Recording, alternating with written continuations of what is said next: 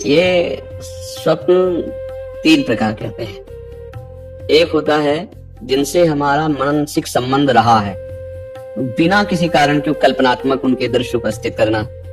एक होता है जिनका कोई अस्तित्व नहीं, ऐसा स्वप्न आना। और एक होता है भागवतिक, किसी महापुरुष का आगमन होना। ये सत्य के अंतर्गत आता है। वो आपको निर्देशन या आपको दुलार या जो भी आज्ञा, वो सत्य होता है। अब ये मन बहुत से संस्कारों से, संबंधियों से जुड़ा है, तो आप देखो कोई इतना ही स्वप्न थोड़ी आता है, कितने स्वप्न आते हैं जिनका कोई मतलब नहीं है। ऐसे ही एक परिवार के स्नेह संबंधियों का जो आता है, उससे दुख सुख का लेना देना नहीं है। हाँ, ये जरूर है कि हम अपने जीवित अवस्था में कर्तव्य का उनके साथ पालन किया कि नहीं किया। अगर किया तो धन्य है, अगर नहीं किया तो अब कर लेना चाहिए। उनके प्रति नाम जप करना, उनके प्रति दान पुण्य करके उनको प्रदान करना। जैसे पिता है या पितामह है, ये हम यहाँ से जो भी दान पुण्य करेंगे, जो भी अनुष्ठान कराएंगे, वो ट्रांसफर हो जाएगा, उनको पहुंच जाएगा। ऐसा विधान है। इसीलिए परिवार में चाहा जाता है कि कोई हमारे हो जो कम से कम हमें दान कर सके, पानी दान कर सके, अन्न दान कर सके, या कुछ ऐसा। जैसे ना पिंड दान कहा जाता है कि भाई पिंड दान करने वाला तो कोई हो। तो आप अपने पूर्वजों के लिए जो किए हैं वो आपको पता है, व्यवहार कैसा किया है। अभी जो आप किए हैं वो पता है। अगर करने की कोई आकांक्षा ऐसा लग रहा है कि हमारे पूर्वज विपत्ति या दुख में है क्या, तो उनके लिए कर लेना चाहिए। श्रीमद् भागवत का संस्कृत से अनुष्ठान कराना, गौ ब्राह्मण संतों की भोजन आदि करा करके वो सब दान उनको कर देना, मंत्रों का जप करना या नाम का जप करके कीर्तन करा के उनको प्रदान कर देना। इससे उनका मंगल, जहां भी होंगे, जिस योनि में जहां भी, उनका उत्थान होने लगेगा, उनकी उन्नति होने लगेगी। ऐसा। और खास भगवान या भगवान के भक्तों के सिवा स्वप्न में जो कुछ सब मिथ्या ही होता है। जैसे आप स्वप्न में देखते हैं मैं ये कर रहा हूँ, मैं ये कर रहा हूँ, तो कुछ होता है क्या?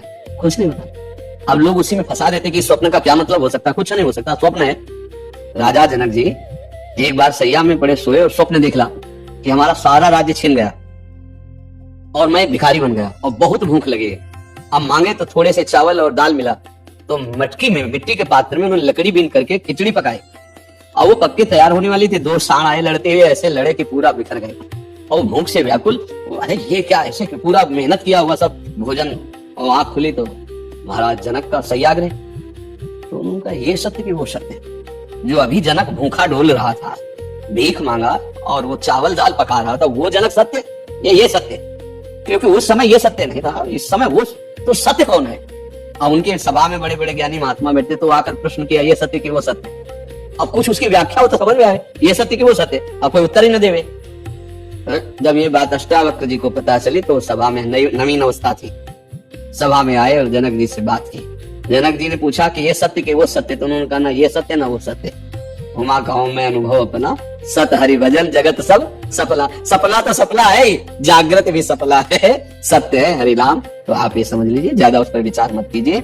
यदि आपके अंदर ऐसा भाव आता है, धन आपके पास है, तो ऐसी कुछ सेवा दान पुण्य करके, कहीं ऐसे जैसे गौ सेवा है, गौ को चारा पवा दिया है ना, कहीं साधु महात्मा को किसी एक को भी भोजन पवा दिया, और वो कहीं भागवत हो रही उसमें सहयोग कर दिया। नहीं पूरी भागवत करवा सकते, भाई हमारे कुछ चंद रुपए इसमें सहयोग में हो गए और उसका फल हमारे माता पिता दादा दादी को मिले, ऐसे भाव किए जाते हैं। तो उससे उनको कल्याण होगा, उससे उनका मंगल होगा। खुद नाम जप करे, मान लो एक माला में 108 नाम होते हैं, और 108 नाम जप करके हमने दे दिया कि हमारे बाप को प्राप्त हो, हमारे बाबा को प्राप्त हो, हमारी माँ को प्राप्त हो, तो उनको प्राप्त हो जाएगा, उनकी उन्नति होगी। एक नाम भी कल्याण कर सकता है, इसलिए स्वयं करे, अर्थ के द्वारा ऐसा करके कर दे, और बकाया ज्यादा स्वप्न का विचार न करे, ये व्यर्थ होते हैं। हाँ, कोई संत महात्मा है, भगवान का आदेश दे, वो बात अलग होती है, बकाया सब व्यर्थ होते हैं। ये व्यर्थ में फंसो मत। अगर स्वप्निक विचारों वालों से बात करोगे तो आपको फंसा देंगे। कुछ नहीं है, जब जागृत स्वप्न है तो फिर स्वप्न तो स्वप्न ही है। भगवान शंकर कह रहे, उमा कहूं मैं अनुभव अपना, सत हरि भजन जगत सब सफला। समझ रहे आप जी?